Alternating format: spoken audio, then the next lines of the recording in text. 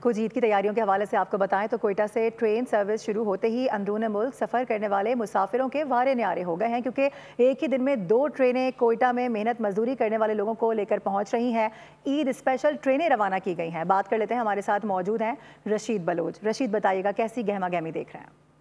बिल्कुल, मैं इस वक्त मौजूद हूँ कोयटा के रेलवे स्टेशन पर।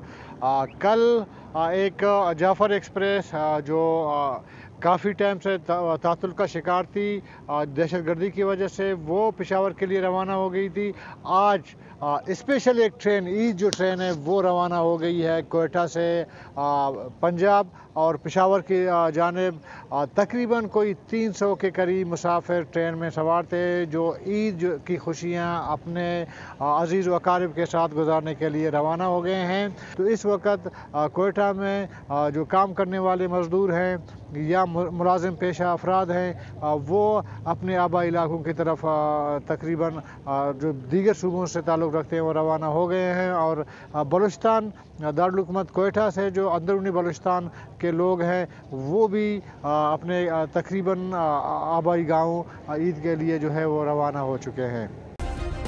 सब्सक्राइब करें और बेल दबाएं ताकि कोई खबर रह न जाए।